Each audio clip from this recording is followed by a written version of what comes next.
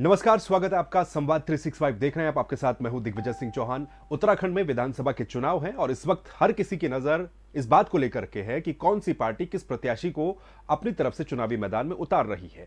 इसी बात से जुड़ी हुई ताजा अपडेट लेकर के हम हाजिर हैं और सबसे पहले आपको एक बड़ी खबर इस वक्त हम बता दें। उत्तराखंड में आम आदमी पार्टी ने अपनी तीसरी सूची जारी कर दी है। आम आदमी पार्टी की तरफ से कैंडिडेट की तीसरी लिस्ट जारी की जा चुकी है। दो लिस्ट इससे पहले आ चुकी है और तीसरी लिस्ट में 9 प्रत्याशियों के नाम शामिल है, जिसको अब से कुछ देर पहले रिलीज किया गया। इसमें बताया गया है कि आम आदमी के पूर्व प्रदेश अध्यक्ष एसएस कलेर जो है वो खटीमा से चुनाव लड़ेंगे। यानी कि एसएस कलेर खटीमा विधानसभा सीट से चुनाव लड़ेंगे। जिस सीट पर मुख्यमंत्री इस वक्त विधायक हैं वहीं से ही एसएस कलेर चुनाव लड़ेंगे। उसके अलावा जो कैंडिडेट्स हैं उनके नाम आपकी स्क्रीन के ऊपर है। झबरेड़ा से राजू विराटिया, डीडीहाट से दीवान सिंह मेहता, लाल कुमार से चंद्रशेखर पांडे आम आदमी पार्टी के प्रत्याशी होंगे। और आज आम आदमी पार्टी ने अपनी तीसरी लिस्ट भी जारी कर दी है। आम आदमी पार्टी की इस तीसरी लिस्ट में, इस तीसरी सूची में 9 प्रत्याशियों के नाम फाइनल किए गए हैं। इससे पहले 2 लिस्ट आ चुकी है। आम आदमी पार्टी के पूर्व प्रदेश अध्यक्ष एसएस कलेर खटीमा से चुनाव लड़ेंगे। पुरोला से प्रकाश कुमार, देवप्रयाग से उत्तम भंडारी, सहसपुर से भरत सिंह, मसूरी से श्याम बोरा को टिकट दिया गया है आम आदमी पार्टी की तरफ से। और इसके अलावा झबरेड़ा से राजू विराटिया, डीडीहाट से दीवान सिंह मेहता, लाल कुमार से चंद्रशेखर पांडे, नानक मत्ता से आनंद राणा को टिकट दिया गया है। तो ये आम आदमी पार्टी की तीसरी सूची है जिसको कि आज जारी किया गया है। और जो प्रत्याशियों के नाम है वो भी आपकी टीवी स्क्रीन के ऊपर हैं। कौन कौन प्रत्याशी कहां कहां से चुनाव लड़ेगा आम आदमी पार्टी की तरफ से। तो आम आदमी पार्टी की तरफ से ये अपने प्रत्याशियों की तीसरी सूची आज जारी कर दी गई है। और इसमें सबसे महत्वपूर्ण बात यह है कि 9 प्रत्याशियों के नाम आम आदमी पार्टी ने आज अपने रिलीज किए हैं। और एसएस कलेर जो कि आम आदमी पार्टी के उत्तराखंड में पूर्व प्रदेश अध्यक्ष रह चुके हैं, वो खटीमा विधानसभा सीट से चुनाव लड़ेंगे, जहां पर मुख्यमंत्री पुष्कर सिंह धामी जिस क्षेत्र से विधायक आते हैं। हालांकि मुख्यमंत्री भी वहीं से लड़ेंगे या नहीं लड़ेंगे जब बीजेपी की लिस्ट आएगी तब क्लियर होगा। लेकिन एसएस कलेर जब प्रदेश अध्यक्ष पद से उनको हटाया गया था तो उस वक्त यह कहा गया था कि वो खटीमा से विधानसभा का चुनाव लड़ेंगे आम आदमी पार्टी की तरफ से। और इसीलिए इस बड़ी जिम्मेदारी के चलते उन्हें जो है प्रदेश अध्यक्ष पद से उस वक्त हटाया गया था। तो यह है आम आदमी पार्टी की तीसरी लिस्ट। इससे पहले एक बार 24 प्रत्याशियों की लिस्ट जारी कर चुकी है आम आदमी पार्टी, एक बार 14 की लिस्ट जारी कर चुकी है और अब 9 प्रत्याशियों की जो लिस्ट है उसको आम आदमी पार्टी ने जारी कर दिया है। तो एक बार फिर से मैं आपको नाम बता देता हूं किस सीट से आम आदमी पार्टी ने किसको प्रत्याशी बनाया है। पुरोला सुरक्षित सीट से प्रकाश कुमार को आम आदमी पार्टी ने प्रत्याशी बनाया है। देवप्रयाग की सीट से उत्तम भंडारी को प्रत्याशी बनाया गया है। यहां पर काफी सारे दावेदार जो थे वो आम आदमी पार्टी से टिकट को लेकर दावेदारी कर रहे थे। सहसपुर से भरत सिंह को आम आदमी पार्टी ने टिकट दिया है। मसूरी से श्याम बोरा को टिकट दिया है। झबरेड़ा सुरक्षित सीट से राजू विराटिया को टिकट दिया गया है। डीडीहाट से दीवान सिंह मेहता को, लाल कुमार से चंद्रशेखर पांडे को, नानक मत्ता एसटी सीट है, यहां से आनंद सिंह राणा को टिकट दिया गया है। और इसके अलावा खटीमा से एसएस कलेर जो कि आम आदमी पार्टी के इससे पहले उत्तराखंड के प्रदेश अध्यक्ष भी रह चुके हैं। तो ये तीसरी लिस्ट आम आदमी पार्टी ने आज अपनी जारी की है। अब बात कर लेते हैं अपडेट क्या है दूसरी पार्टियों से जुड़ी हुई, कांग्रेस से जुड़ी हुई अपडेट क्या है, तो वो हम आपको बताते हैं। बड़ी खबर ये कि कांग्रेस पार्टी भी जल्द ही अपने प्रत्याशियों की लिस्ट जारी कर सकती है। दिल्ली में इस पर एक बड़ा मंथन चल रहा है। इस वक्त दिल्ली में कांग्रेस की सीटों पर मंथन चल रहा है और सूत्रों के मुताबिक जो जानकारियां मिल रही हैं उसके मुताबिक दिल्ली में कांग्रेस पार्टी के करीब 50 जो कैंडिडेट्स हैं उन पर सहमति बनती हुई नजर आ रही है। हालांकि अभी भी ये जो बैठक चल रही है स्क्रीनिंग कमेटी की दिल्ली में, ये चल रही है। प्रीतम सिंह वहीं पर है, कांग्रेस के प्रदेश अध्यक्ष गणेश गोदियाल वहीं पर हैं और तमाम बड़े नेता दिल्ली में मौजूद हैं। तो स्क्रीनिंग कमेटी की बैठक में लगभग 50 नामों पर सहमति बनती हुई नजर आ रही है। लेकिन अभी इस लिस्ट के आने में थोड़ा वक्त लग सकता है, क्योंकि कल जो दिल्ली में होगी वो सीसी की बैठक होगी और इस बैठक में कांग्रेस का जो हाईकमान है उनके सामने ये सभी नाम रखे जाएंगे जिन पर स्क्रीनिंग कमेटी आज फाइनल जिन नामों को कर देगी। इनमें यह बताया जा रहा है, हालांकि अभी भी दिल्ली में स्क्रीनिंग कमेटी की बैठक कांग्रेस की चल रही है। वहां पर जो कैंडिडेट्स हैं, दावेदार हैं, सबसे महत्वपूर्ण बात यह थी कि 70 विधानसभा सीटों पर कांग्रेस में करीब 800 से भी ज्यादा आवेदन आए थे। उन आवेदनों की स्क्रूटनी की गई, उनकी छटनी की गई और हर सीट पर कुछ एक चुनिंदा तगड़े कैंडिडेट्स को फिल्टर करने की कोशिश की गई। और उसके बाद अब जो अपडेट है वो ये कि कल सीसी की बैठक दिल्ली में होगी। सोनिया गांधी बैठक में मौजूद होंगी। तमाम जो कांग्रेस के केंद्रीय नेतृत्व है वो इस बैठक में मौजूद होंगे और उस पर फाइनल मुहर कल लग सकती है। तो सूत्रों के मुताबिक जो जानकारी मिल रही है उसके मुताबिक कांग्रेस की पहली लिस्ट कल आ सकती है। कल शाम तक कांग्रेस की पहली लिस्ट जारी की जा सकती है। हालांकि इसमें 1-2 दिन समय और भी लग सकता है, लेकिन संभवतः कल, क्योंकि सीईसी की बैठक है जो कहा गया है प्रीतम सिंह की तरफ से और कांग्रेस की तरफ से, तो इससे पहले कहा गया था कि 14 तारीख मकर संक्रांति के आसपास कांग्रेस जो है अपने दावेदारों की पहली लिस्ट जो है उसको जारी कर देगी। लेकिन अभी तक ये लिस्ट जारी नहीं हुई है और दिल्ली में स्क्रीनिंग कमेटी इस जो कैंडिडेट्स हैं कांग्रेस के उनकी छटनी कर रही है। और फिलहाल का जो अपडेट है वो ये कि लगभग 40 से 50 नामों पर सहमति बन चुकी है। इसी कार्यक्रम में हम आगे उस पर चर्चा करेंगे, आप लोगों के साथ बातचीत भी करेंगे, सवाल भी आपके लेंगे, आप कमेंट करके सवाल कर सकते हैं और उस पर हम लोग चर्चा भी करेंगे। तो इस वो 40 नाम कौन कौन से, उन पर भी चर्चा करेंगे। लेकिन बहरहाल अब बीजेपी से जुड़ी हुई एक और अपडेट आपको हम बता देते हैं, क्योंकि टिकट को लेकर के बात चल रही है, कौन सी पार्टी कब तक अपने प्रत्याशियों के नामों का ऐलान करने वाली है। बीजेपी को लेकर यह बड़ी खबर इस वक्त सामने आ रही है। शनिवार को बीजेपी कोर कमेटी की बैठक देहरादून में आयोजित की जा रही है और चुनाव कैंपेनिंग कमेटी की भी बैठक होगी, यानी 2 बैठकें शनिवार को हो सकती है। इसमें जो टिकट के दावेदार हैं उनके नामों की छटनियां की जाएंगी, उनके नामों के पैनल बनाए जाएंगे।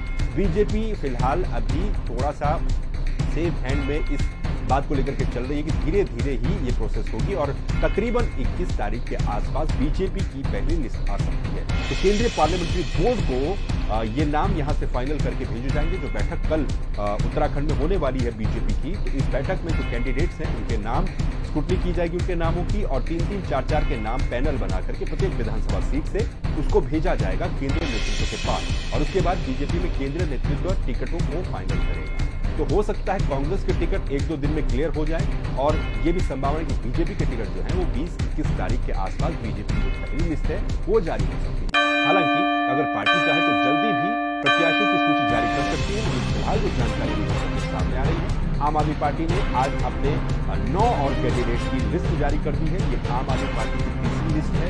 इसके अलावा कांग्रेस को लेकर के अपडेट ये है कि स्क्रीनिंग कमेटी की बैठक महामंत्री की टिकटों को लेकर उत्तराखंड कांग्रेस के टिकटों को लेकर चल रहा है। तमाम नेता वहां पर मौजूद हैं और ये टिकट फाइनल कल तक ही हो सकते हैं, क्योंकि कल सीईसी की महत्वपूर्ण बैठक होगी। 40 से 50 जो नाम बताए जा रहे हैं जिन पर सहमति बन गई है उन पर सीईसी चर्चा करेगी और उसके बाद उन नामों पर मुहर लगाई जाएगी। तो हो सकता है कल सीईसी की बैठक के बाद ही वो लिस्ट जो है वो पब्लिश कर दी जाए, जनता के सामने रख दी जाए। और बीजेपी के टिकट्स को लेकर के क्या अपडेट है वो हमने आपको बताया कि बीजेपी की तरफ से कल देहरादून में बैठक आयोजित की गई है और इस बैठक में जो कैंडिडेट हैं उनके नामों की स्क्रूटनियां की जाएंगी और 3-3 के पैनल बना करके वो लिस्ट केंद्रीय बोर्ड को भेजी जाएगी, जो केंद्रीय आलाकमान बीजेपी का है उनको भेजी जाएगी और उसके बाद वो बीजेपी के नाम भी फाइनल होंगे। तो ये अभी तक की 3 बड़ी अपडेट्स थी जो हमने आपको बताई हैं। और संजू सिंह कह रहे हैं, क्योंकि कमेंट्स भी आप लोग कीजिए, आपके कमेंट्स हम लेंगे। धर्मवीर सिंह जी कह रहे हैं आपकी बार यूकेडी की सरकार। संजू सिंह का कहना है कि लिस्ट लेट हो रही है।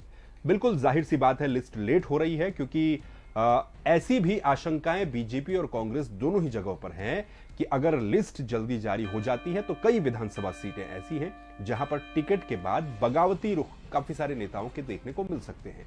इसीलिए थोड़ा सा इसमें पार्टियों की तरफ से लेट किया जा रहा है अंतिम क्षणों पर, क्योंकि 21 तारीख से नॉमिनेशन उत्तराखंड में शुरू होने हैं और पार्टियों की यह कोशिश है कि बहुत कम वक्त जो है वो कैंडिडेट्स को संभलने के लिए दिया जाए। अगर बगावत होने की आशंका दिखती है कहीं पर तो उन सीटों पर बहुत कम वक्त दिया जाए, उनको रोक करके रखा जाए। अमूमन यही होता है हर विधानसभा के चुनाव में। पिछले चुनाव में भी यही स्थितियां देखने को मिली थी। काफी सारी सीट्स ऐसी थी जहां पर प्रत्याशियों के नामों का ऐलान बीजेपी और कांग्रेस दोनों ही पार्टियों ने आखिरी समय पर किया और ये संभावनाएं जो हैं वो बीजेपी में मौजूदा जो कुछ विधायक हैं, कुछ मंत्री भी इसमें शामिल हो सकते हैं, जो जानकारियां छन छन करके आ रही है, जिनके टिकट हो सकता है कि कट सकते हैं।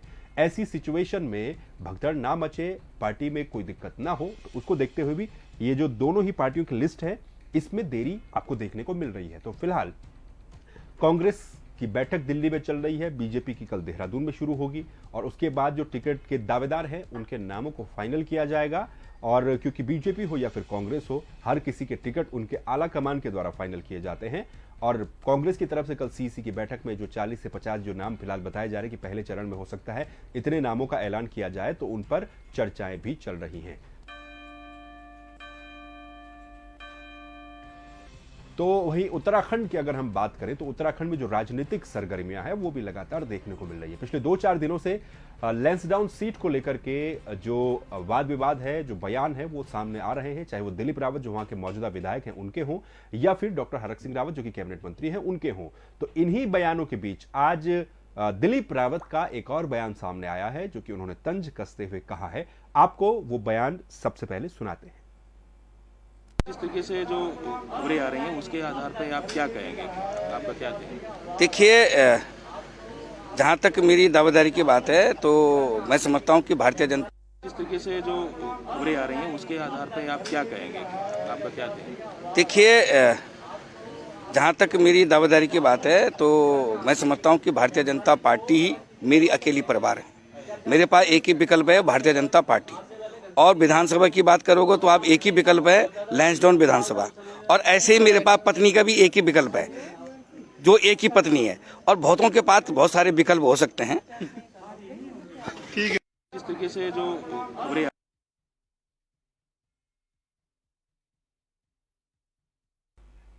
तो लैंसडाउन से विधायक दिलीप रावत, इनका जो बयान सामने आया था, उन्होंने कहा कि मेरे पास एक ही चॉइस है, एक ही ऑप्शन है, बीजेपी के रूप में एक ही सीट है लैंसडाउन के रूप में, और उसके आगे उन्होंने कहा कि एक ही पत्नी का भी मेरे पास ऑप्शन है। तो इस तरीके की बयानबाजी भी देखने को मिल रही है। और क्योंकि जितेंद्र सिंह जो है, वो हमारे दर्शक जो हमें देख रहे हैं, जितेंद्र सिंह ने कमेंट भी किया है। जितेंद्र सिंह जी का कहना है कि अनुकृति गोसाई जी को लैंसडाउन विधानसभा क्षेत्र से टिकट मिल रहा है या नहीं। देखिए, इस बारे में किसी को कोई जानकारी नहीं है और बयानबाजी जिस तरह से चल रही है वो आप देख ही रहे होंगे, चाहे वो डॉक्टर हरक सिंह रावत, उनकी तरफ से जो बातें कल कही गई थी, और अब दिलीप रावत जो कि वहां के मौजूदा विधायक है, उनकी तरफ से भी कुछ बातें कही गई हैं।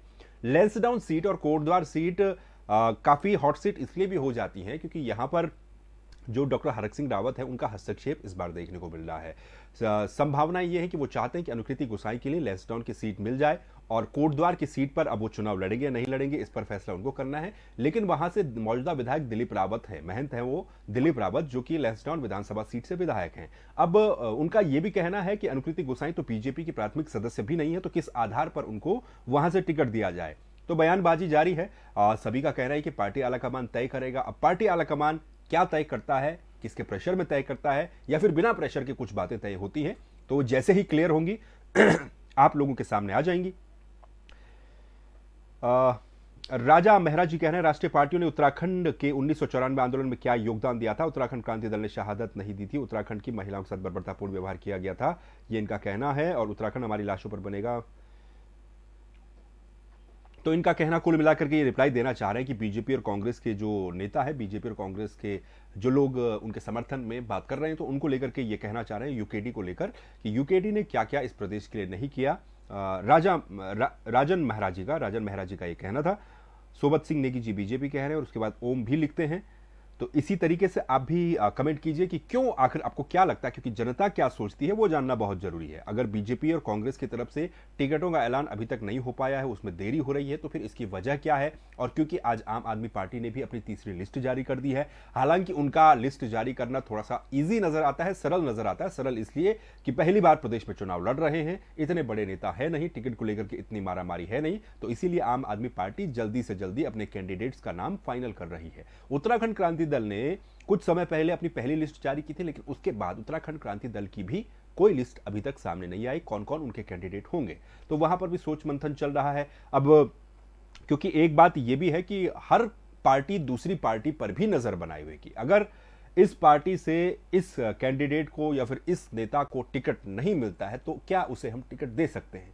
इस तरह की संभावनाओं को भी तलाशा जा रहा है। और बहुत हद तक ये होता भी है कि जब टिकट का ऐलान कर दिया जाता है, पार्टियां जब टिकट का ऐलान कर देती है, टिकट घोषित हो जाते हैं, तो उसके बाद एक भगदड़ मचती है। किसी नेता को, किसी कैंडिडेट को अगर उसकी पार्टी टिकट नहीं देती है तो पार्टी चेंज कर देता है। और इसका सबसे बेस्ट एग्जांपल आपको अगर देखना है तो उत्तर प्रदेश में इस वक्त देखने को मिल रहा है। उत्तर प्रदेश में भी एक बड़ी सियासी भगदड़ बीजेपी में मची हुई है, सत्ताधारी पार्टी में मची हुई है। अब ये कितना असर डालेगी विधानसभा के चुनावों पर, कितना असर डालेगी 10 मार्च को आने वाले नतीजों पर, ये 10 मार्च को पता चलेगा। और 14 तारीख को उत्तराखंड में और बाकी के चरणों में यूपी की जनता तय कर देगी। लेकिन जो राजनीतिक भगदड़ उत्तर प्रदेश में चल रही है, वास्तव में उससे थोड़ा ना थोड़ा कुछ ना कुछ तो इफेक्ट पड़ेगा बीजेपी के ऊपर और बीजेपी की सरकार के ऊपर, क्योंकि एक साथ करीब अभी तक फिलहाल जो आंकड़ा है 13 से 14 विधायक चले जा चुके हैं, 3 से 4 मंत्री जा चुके हैं, और यही सिलसिला अभी भी लगातार जारी है।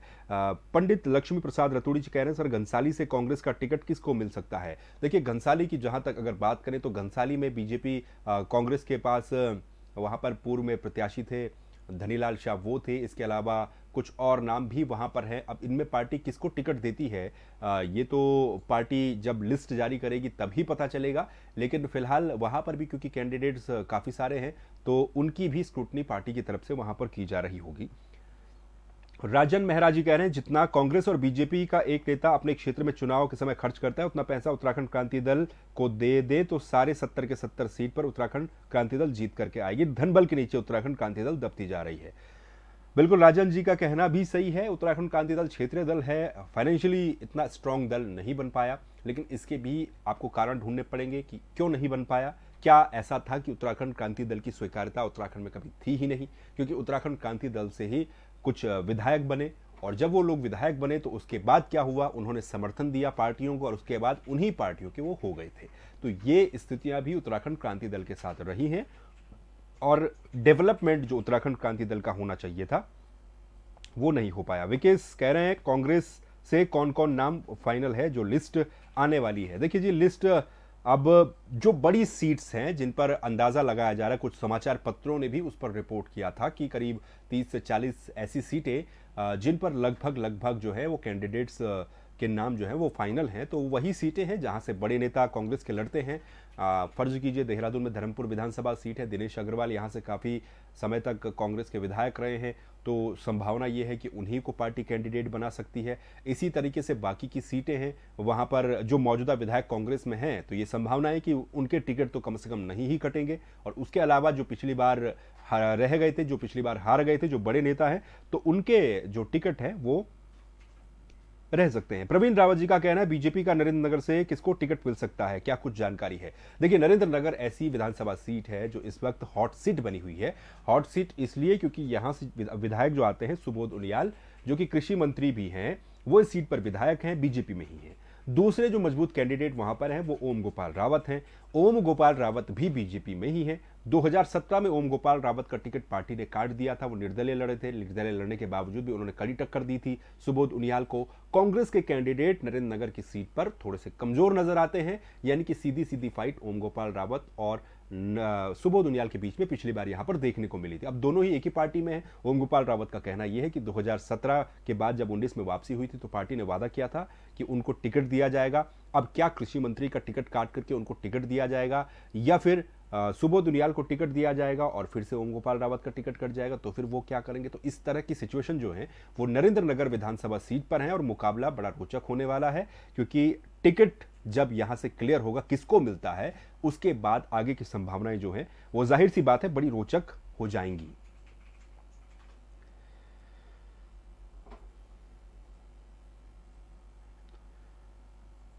तो टिकट्स को लेकर जो अपडेट है वो यही है। जैसा कि हमने आपको बताया, आम आदमी पार्टी की तरफ से एक लिस्ट आज जारी की गई है। ये तीसरी लिस्ट आम आदमी पार्टी की है और इसके अलावा बीजेपी की तरफ से अभी कोई भी सुगबुगाहट नहीं है और कंडीशंस ऐसी बन रही हैं कि जो बीजेपी की लिस्ट जारी होगी वो 20 तारीख के आसपास जारी हो सकती है, क्योंकि बीजेपी कल देहरादून में एक बैठक करने जा रही है। वहां से प्रत्याशियों के पैनल बनाए जाएंगे और पैनल दिल्ली हाईकमान को भेजे जाएंगे। अनुज मेहरा जी कह रहे हैं देवप्रयाग में बीजेपी का कैंडिडेट कौन हो सकता है।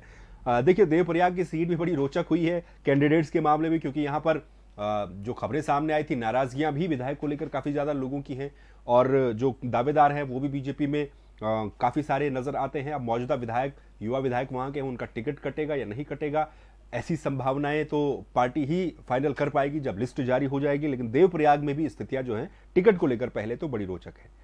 समीर सिद्दीकी कह रहे हैं रामनगर से किसका टिकट होगा कांग्रेस में। समीर सिद्दीकी जी, रामनगर से आज वहां पर जो 3 कैंडिडेट थे, 4 कैंडिडेट मुख्य रूप से वहां पर कांग्रेस के अंदर है जो दावेदारी कर रहे हैं, जिसमें एक रणजीत रावत का नाम शामिल है। रणजीत रावत को छोड़ करके बाकी तीनों कैंडिडेट्स ने कहा है कि हम अपनी दावेदारी वापस लेंगे अगर हरीश रावत आए और रामनगर से चुनाव लड़ें।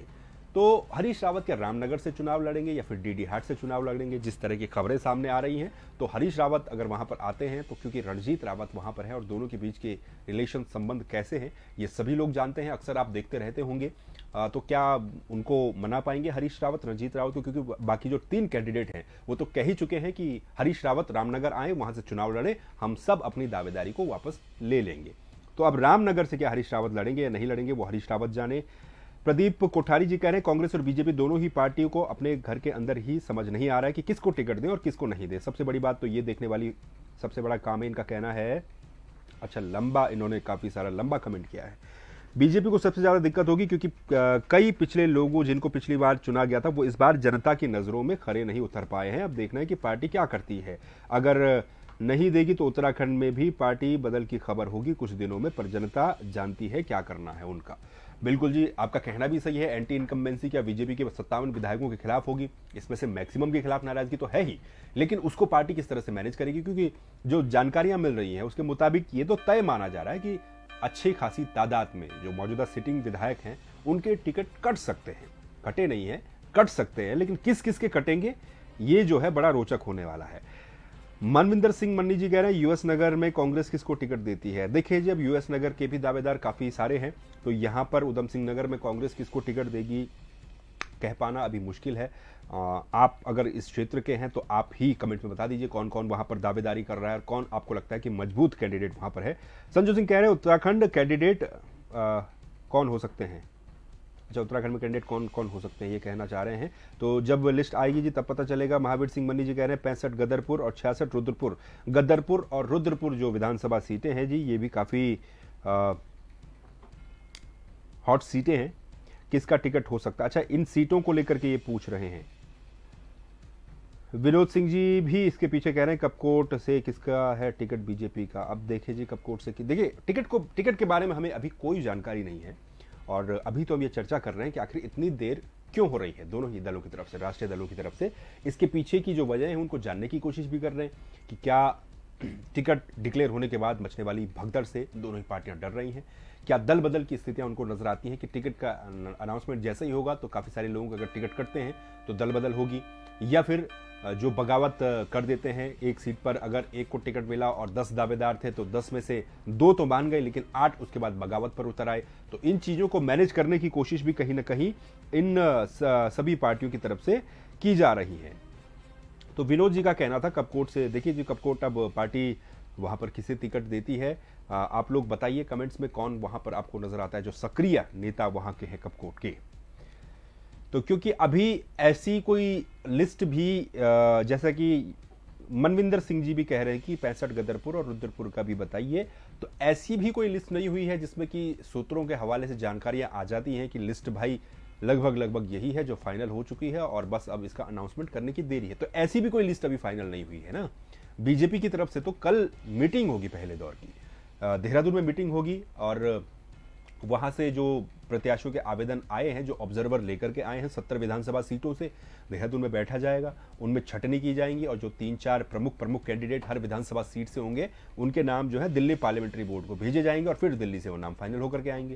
कांग्रेस थोड़ा सा एक कदम आगे चल रही है। कांग्रेस की छटनी करने वाली बैठक ऑलरेडी दिल्ली में चल रही है कल से, और लगातार काफी घंटे से लगातार ये बैठक वहां पर चल रही है।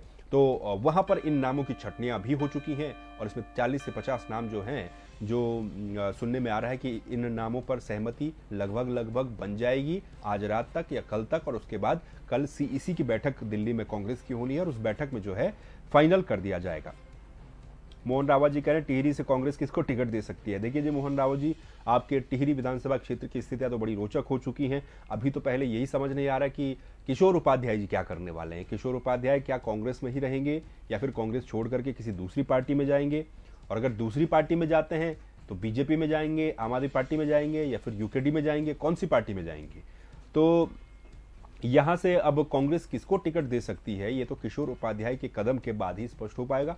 अगर किशोर उपाध्याय कहीं नहीं जा रहे हैं, कांग्रेस में ही हैं सच्चे सिपाही की तरह जैसा कि वो कहते हैं, तो फिर क्या पता वही कांग्रेस के कैंडिडेट हो। लेकिन अगर कहीं और जा रहे हैं तो फिर कांग्रेस को वहां पर भी अपने लिए कोई प्रत्याशी ढूंढना पड़ेगा, क्योंकि वहां पर तो मुकाबला सीधा सीधा नहीं है, वहां पर मुकाबला त्रिकोणीय भी है, क्योंकि निर्दलीय वहां से अपनी ही पार्टी से यूजेपी से दिनेश धनाई भी वहां पर कैंडिडेट हैं, जो कि पहले मंत्री भी रह चुके हैं, अच्छी खासी पकड़ उनकी बताई जाती है। तो ये जो टिहरी का हिसाब किताब है ये भी बड़ा रोचक बना हुआ है। अवतार सिंह जी कह रहे हैं घनसाली हिंदाव से बीजेपी का। देखिए जी, घनसाली से कौन होता है बीजेपी का? घनसाली, क्योंकि घनसाली विधानसभा सीट में मौजूदा विधायक जो है शक्तिलाल शाह, वो बीजेपी के हैं, और उनके अलावा भी 3-4 दावेदार ऐसे हैं जो कि बड़ी ही प्रमुखता से अपनी दावेदारी को पेश कर रहे हैं। अब बीजेपी यहाँ से क्या टिकट काटती है विधायक का या फिर उन्हीं को ही देती है, इसमें थोड़ा वक्त है। धनौल्टी विधानसभा सीट से किसका टिकट हो सकता है बीजेपी का? अब देखिए जी, धनौल्टी के आपके जो विधायक थे प्रीतम पंवार थे ना विधायक धनौल्टी के, वो बीजेपी में आ चुके हैं। तो अगर वो आए हैं तो विधायक भी हैं, तो अगर उनको पार्टी टिकट देती है तो टिकट की शर्त पर ही आए होंगे। हालांकि ऑफिशियली तो पार्टी को कहना है, लेकिन अंदाज़ा कई चीज़ें ऐसी होती हैं जिनके कयास हम लगा सकते हैं, तो कयास लगाना, अंदाज़ा लगाना बड़ा आसान हो जाता है। धारचूला से बीजेपी किसको टिकट देगी जी? रविंद्र सिंह धामी जी का कहना है। देखिए जी, धारचूला तो आपकी बड़ी दूरस्थ सीट है और यहाँ पर बीजेपी किसको टिकट देगी, ये बीजेपी के लिए थोड़ा चुनौती वाली बात है, क्योंकि दूसरी पार्टी तो वहाँ पर ऑलरेडी है ही। बलवंत सिंह भौरियाल वहाँ से जड़ सकते हैं बीजेपी से कपकोट। विनोद सिंह चौहान जी, बलवंत सिंह भौरियाल वहाँ से जीत सकते हैं बीजेपी से कपकोट। अच्छा, इनका कहना है कि कपकोट से जो है बलवंत सिंह भौरियाल जीत सकते हैं। तो मेरे हिसाब से अभी बलवंत भौरियाल ही वहाँ के विधायक हैं। कपकोट से तो कांग्रेस के जो पिछली बार विधायक थे ललित फरसवाण थे शायद। सुरेश बिश जी कह रहे हैं ऋषिकेश से कांग्रेस। देखिए जी, ऋषिकेश से कौन सी पार्टी आती है, पहले तो कैंडिडेट्स क्लियर हो जाएं ऋषिकेश में कांग्रेस के और बीजेपी के, क्योंकि जो भगदड़ वाली संभावनाएं है ना, उनमें ऋषिकेश विधानसभा भी एक है। और ऋषिकेश विधानसभा में सिर्फ कांग्रेस में ही बगावत या फिर भगदड़ का डर नहीं है, मतलब भगदड़ तो क्या, बगावत कह लीजिए उसको, कि टिकट अगर कटता है, क्योंकि दावेदार काफी सारे कांग्रेस के हैं वहां पर। सिर्फ कांग्रेस में ही नहीं बल्कि बीजेपी के भी वहां पर काफी सारे लोग दावेदारी करें। इनफैक्ट वहां की जो मेयर हैं वो भी बीजेपी से दावेदारी कर रहे हैं और वहां पर विधानसभा के अध्यक्ष प्रेमचंद्र अग्रवाल मौजूदा विधायक हैं। तो ऋषिकेश भी ऐसी सीट है जहां पर डर है, दोनों ही पार्टियों को थोड़ा सा डर है कि अगर प्रत्याशियों के नामों का ऐलान हो जाता है तो यहां पर जो बाकी कैंडिडेट हैं वो बगावती रुख ना अपना लें। ममता भंडारी जी कह रहे हैं बद्रीनाथ विधानसभा सीट से बीजेपी किसको टिकट मिलता है? अब देखें, बद्रीनाथ विधानसभा में आपके मौजूदा विधायक तो हैं ही, बीजेपी से ही हैं। अब उनका टिकट कटता है या नहीं कटता है, इस पर भी नजरें रहेंगी, क्योंकि मेरे ख्याल से एक बार तो उनको मंत्री बनाने तक की मांग उठ रही थी और वहां पर अगर उनका टिकट कटता है तो उसके पीछे कारण क्या होंगे? क्या देवस्थानम बोर्ड या फिर जो तमाम चीजें हुई हैं, क्या उन वजहों से उनका टिकट कटेगा या फिर एंटी इनकम्बेंसी कोई उनके खिलाफ है? तो ये चीजें भी बद्रीनाथ विधानसभा क्षेत्र में देखी जाएगी और उनका टिकट कटता है तो फिर किसको बीजेपी वहां पर टिकट देगी? हेमा बिस्ट जी कह रहे हैं रुद्रप्रयाग का समीकरण क्या कह रहा है जी आपके हिसाब से? देखिए जी, रुद्रप्रयाग में भी प्रत्याशियों की, मैं तो अभी ये कह रहा हूं आपको कि उत्तराखंड की मैक्सिमम सीटों पर अभी फिलहाल इस बात को लेकर के चर्चा नहीं है कि इस सीट को कौन जीतेगा, बीजेपी जीतेगी या कांग्रेस जीतेगी। मैक्सिमम सीटों पर अभी मारामारी है टिकट को लेकर कि बीजेपी किसको टिकट देगी और कांग्रेस किसको टिकट देगी, क्योंकि इस बार जो दावेदार हैं उनकी संख्या भी बड़ी है। जैसे मैंने आपको बताया, कांग्रेस के जब पैनल बने, ऑब्जर्वर आए, उन्होंने जब लिस्ट बनाई तो 70 विधानसभा सीटों से करीब 800 आवेदन सामने आए थे। अब 800 में से छटनी करके 70 लोगों का नाम फाइनल करना है। तो रुद्रप्रयाग की भी यही स्थिति है, यहाँ पर कांग्रेस हो या फिर बीजेपी हो, बीजेपी के पास अभी रुद्रप्रयाग की सीट है, लेकिन दावेदार वहां पर भी 2, 4, 5 से ज्यादा है और कांग्रेस में तो इनकी संख्या और भी ज्यादा है, 8 से 10 दावेदार कांग्रेस में रुद्रप्रयाग की विधानसभा सीट पर हैं। सत्येंद्र नेगी जी कह रहे हैं बद्रीनाथ से तो बीजेपी गई। राकेश मिश्र कह रहे हैं मसूरी से किसका टिकट होगा कांग्रेस का? अब राकेश भट्ट जी, मसूरी विधानसभा सीट पर भी कांग्रेस के पास ऐसा कोई बड़ा चेहरा नजर नहीं आता फिलहाल। गोदावरी थापली मेरे ख्याल से पिछली बार उनको टिकट दिया गया था, इस बार भी वो दावेदारी कर रही होंगी। एक आधे दावेदार और भी हैं। अब इनमें कांग्रेस किसको वहां पर टिकट देती है, क्योंकि ये एक चैलेंजिंग सीट कांग्रेस के लिए भी है, क्योंकि मौजूदा जो विधायक हैं यहाँ के वो मंत्री भी हैं गणेश जोशी और काफी लंबे समय से यहाँ पर विधायक हैं।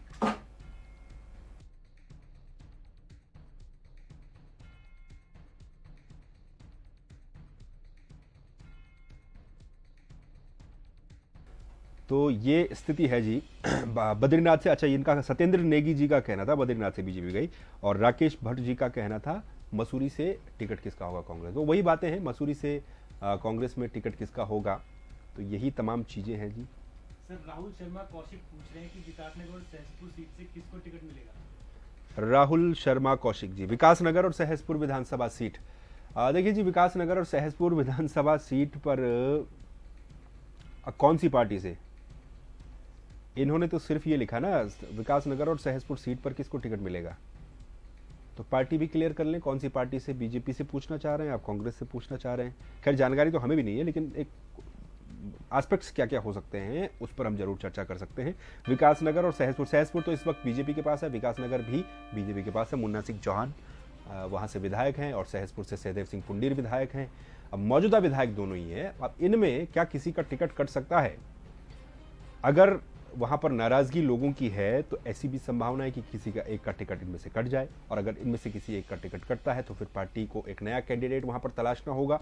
और कैंडिडेट्स की भरमार है, दावेदारों की भरमार है। अब उनमें से टिकट किसको पार्टियां देंगी ये पार्टी का फाइनल डिसीजन। लेकिन सहसपुर और विकास नगर में भी बीजेपी से अगर बात आप कर रहे हैं तो बीजेपी से अगर आप वहां पर बात करें तो बीजेपी से तो मौजूदा वहां पर विधायक हैं ही।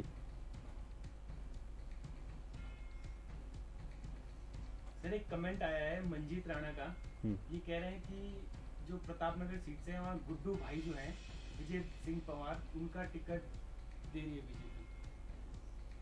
अच्छा, गुड्डू सिंह पवार जी को। अच्छा।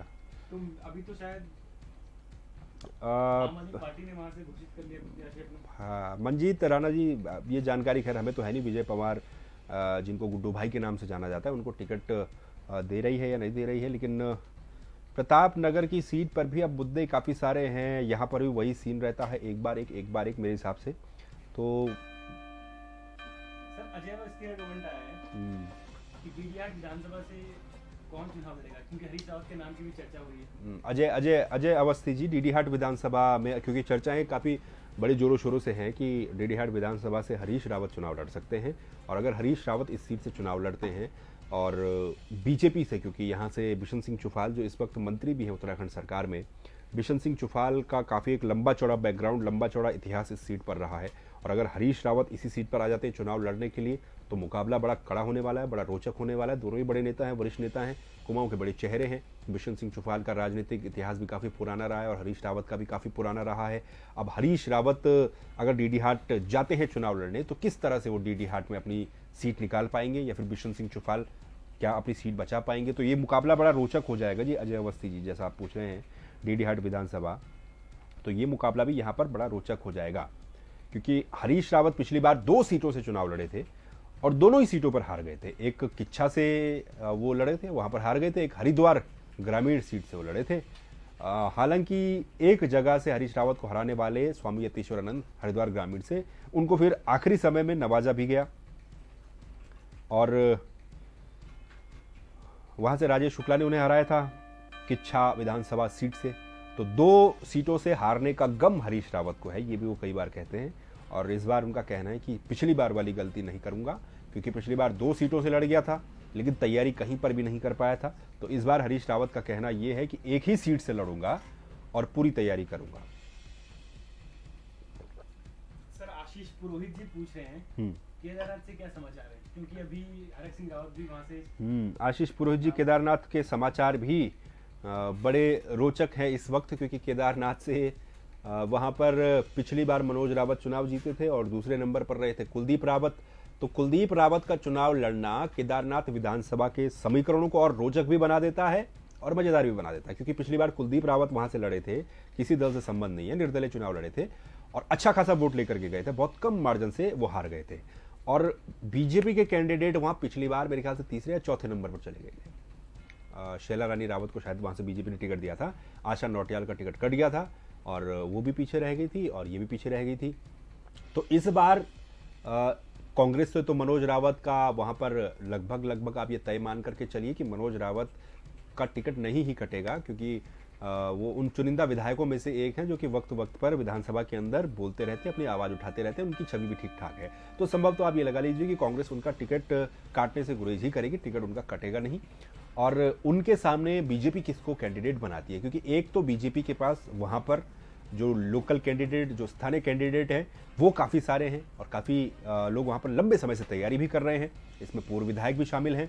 और दूसरी बात ये कि जिस तरह की खबरें उड़ती हुई चलती हुई आ रही कि डॉक्टर हरक सिंह रावत जो है वो भी केदारनाथ की तरफ अपना रुख कर सकते हैं, केदारनाथ से हरक सिंह रावत भी चुनाव लड़ सकते हैं। अगर ऐसी भी सिचुएशन आती है तो फिर कैसा यहां पर मुकाबला हो जाएगा, क्योंकि कुलदीप रावत का अपना एक अलग जनाधार केदारनाथ विधानसभा सीट पर है और कांग्रेस के विधायक मौजूदा वहां पर हैं, बीजेपी से हरक सिंह या फिर कोई बड़ा चेहरा वहां पर आ जाता है, तो फिर समीकरण क्या होंगे। अब इन समीकरणों में एक और तड़का मेरे हिसाब से वहां पर आम आदमी पार्टी की तरफ से भी लगाया गया है। सुमन तिवारी कांग्रेस के नेता है मेरे ख्याल से, और आम आदमी पार्टी में शामिल हुआ और उनको कैंडिडेट बना दिया आम आदमी पार्टी ने। अब सुमन तिवारी कितना वोट लेकर के वहां पर जाते हैं, ये भी यहां के मुकाबले को थोड़ा सा रोचक कर देगा। देवप्रयाग से किसको टिकट मिलेगा, सुरेंद्र दत्त मिश्रा जी का कहना है। देवप्रयाग कांग्रेस में किसको देंगे, देवप्रयाग कांग्रेस में लगभग मंत्री प्रसाद नैथानी वहां के जो संभावित कैंडिडेट है वो नजर आते हैं क्योंकि उनके अलावा कोई एक ऐसा बड़ा नेता वहां पर दिखता नहीं है कांग्रेस का देवप्रयाग विधानसभा सीट पर। तो कांग्रेस से, क्योंकि वो वहां पर पहले भी रहे हैं और पुराने नेता हैं, मंत्री भी रहे हैं, जिनके नाम में ही मंत्री, तो संभवतः शायद पार्टी उन्हीं को ही टिकट दे दे। हालांकि जब फाइनल लिस्ट आएगी तब ही बातें पता चल पाएंगी जी। अच्छा, रणवीर चौहान जी का भी वही सवाल है जो ऊपर किसी का था, देवप्रयाग से कौन बीजेपी का कैंडिडेट हो सकता है। देवप्रयाग में जैसा कि मैंने आपको बताया कि वहां पर नाराजगी भी है, दावेदारों की भरमार भी है, स्थानीय का मुद्दा भी वहां के लोग जो है वक्त वक्त पर उठाते रहते हैं कि भाई कैंडिडेट हमें चाहिए स्थानीय। और वो कहते हैं कि जो मौजूदा विधायक है वहां के वो स्थानीय नहीं है, और इस तरह की मांग वहां पर काफी बार उठती भी आई है। अब इनको बीजेपी को मैनेज करना है, अगर उन्हीं को टिकट देना है तो बाकी लोगों को मैनेज करना है, और अगर बाकी लोगों को टिकट देना है तो फिर मौजूदा विधायक को वहां से मैनेज करना है। देवेंद्र नेगी देव जी कह रहे हैं कि आपको लाओ, प्रदेश को शिक्षा स्वास्थ्य से समृद्ध बनाओ। आम आदमी पार्टी के समर्थक आप हैं और कह रहे हैं कि आम आदमी पार्टी की सरकार प्रदेश में बननी चाहिए और शिक्षा स्वास्थ्य जैसे मुद्दों पर बात होनी चाहिए, इनको समृद्ध बनाना चाहिए। देखिए जी, घोषणाएं तो आम आदमी पार्टी की तरफ से की गई हैं और कैंडिडेट के बारे में मैंने आपको बताया। आज आम आदमी पार्टी ने अपने कैंडिडेट्स की तीसरी लिस्ट भी जारी कर दी है। इसमें 9 कैंडिडेट्स के नाम शामिल हैं और वो नाम हम आपको बता चुके हैं। इसमें एसएस कलीर जो आम आदमी पार्टी के पूर्व प्रदेश अध्यक्ष रहे हैं वो जाएंगे खटीमा में वो चुनाव लड़ेंगे, और खटीमा क्योंकि मुख्यमंत्री पुष्कर सिंह धामी की विधानसभा सीट है, इस सीट पर एसएस कलीर चुनाव लड़ने वाले हैं। रणवीर सिंह जी कह रहे हैं धनोल्टी से कौन, अब धनोल्टी से किस पार्टी से कौन, पहले तो यही है बड़ा सवाल, तो यही है कि किस पार्टी से कौन होगा धनोल्टी में। कांग्रेस क्या वहां पर इस बार ज्योति सिंह बिष्ट को टिकट देगी वहां पर, क्योंकि ज्योति सिंह बिष्ट लंबे समय से धनोल्टी से टिकट को लेकर के दावेदारी कर रहे हैं और उनको पिछली बार भी टिकट नहीं दिया गया मेरे ख्याल से, और इस बार संभावनाएं क्या पता वहां पर ज्योति सिंह बिष्ट जो है वो कांग्रेस के कैंडिडेट हो जाएं, लेकिन आखिरी समय तक कुछ कहा नहीं जा सकता है, सिर्फ कयास है, बस कयास लगाइए और खुश रहिए फिलहाल, जब तक दोनों ही पार्टियां जो हैं आंख मिचौली का खेल खेल रही हैं। उपेंद्र राणा उप्पी जी कह रहे हैं बद्रीनाथ से कौन है कांग्रेस और बीजेपी से। देखिए अभी कोई है नहीं, अभी क्योंकि टिकट फाइनल नहीं हुए हैं, लेकिन बद्रीनाथ जैसी विधानसभा सीट पर मौजूदा विधायक बीजेपी के वहां से हैं और कांग्रेस से भी वहां पर दमदार तगड़े चेहरे हैं, दोनों के बीच में जंग होगी अगर दोनों को ही टिकट मिल जाता है। सुरेंद्र भंडारी जी कह रहे हैं नरेंद्र नगर से बीजेपी किसको टिकट मिलेगा। देखिए जी, नरेंद्र नगर मैं पहले भी बता चुका हूं, नरेंद्र नगर के जो समीकरण बड़े रोचक हैं, और कल क्योंकि खबर भी ये आई थी कि सुबोध उनियाल ने जो है बड़े नेताओं से थोड़ा सा बैठक भी की थी। अब वो बैठक में नरेंद्र नगर सीट को लेकर के कोई बातचीत हुई या फिर क्या बातचीत हुई ये तो अभी कोई स्पष्ट नहीं है। और नरेंद्र नगर जैसी सीट ये ऐसी सीट है जहां पर बहुत आखिरी समय में जाकर के पार्टियां कोई फैसला लेंगी, टिकट का ऐलान आखिरी समय में जाकर के किया जाएगा।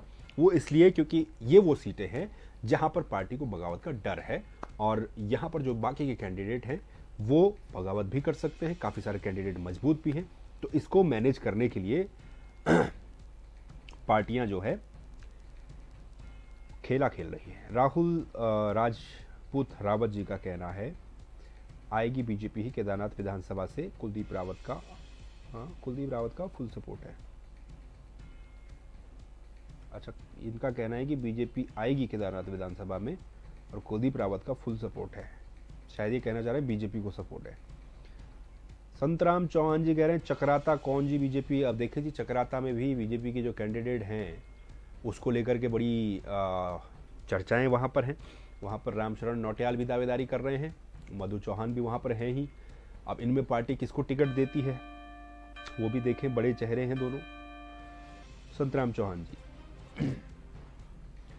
देवेंद्र नेगी देव जी कह रहे हैं कर्णप्रयाग सीट का विश्लेषण बताने का कष्ट करें। अब देखिए जी, कर्णप्रयाग सीट पर भी वही है, आपका मुकाबला बड़ा रोचक है। इस बार मैं कह रहा हूँ उत्तराखंड की लगभग सभी सीटों पर मुकाबला बड़ा रोचक है। कर्णप्रयाग सीट का अपना जो इतिहास रहा है वो किस तरह का रहा है आप लोग अच्छी तरीके से जानते होंगे। लेकिन इस बार के जो चुनाव, वहां पर सबसे पहले कैंडिडेट कौन उतारा जाता है, कांग्रेस की तरफ से भी और बीजेपी की तरफ से भी। और कैंडिडेट उतारने के बाद जो है वो आपको हवा का स्पष्ट पता लग पाएगा कि कर्णप्रयाग विधानसभा सीट से क्या होने वाला है। और कर्णप्रयाग विधानसभा सीट, चमोली में जितनी भी सीटें हैं, ये ऐसी सीटें हैं एक दूसरी सीटों को भी इफेक्ट करती हैं। पहाड़ों में तो यही होता है। विनोद राणा जी कह रहे हैं घनसाली से क्या रहेगा। घनसाली से जी अभी तो बस दावेदारी हुई है, दावेदारों के नाम जो है वो अभी फाइनल नहीं हो रहे हैं, कांग्रेस से भी और बीजेपी से भी।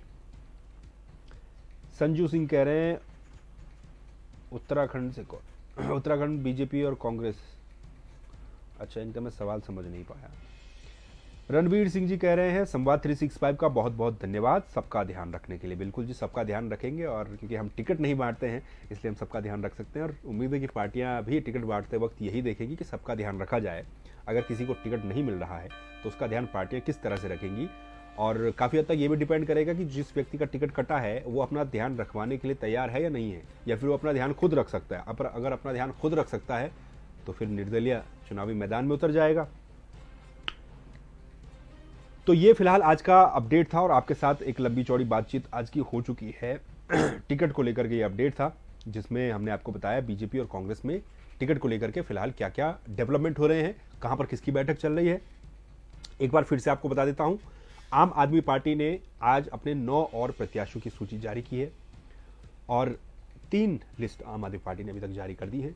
बीजेपी की कल बैठक होगी, उस बैठक में जो 70 विधानसभा सीटें हैं उनमें जो प्रत्याशी हैं उनके नामों की स्क्रूटनी की जाएगी।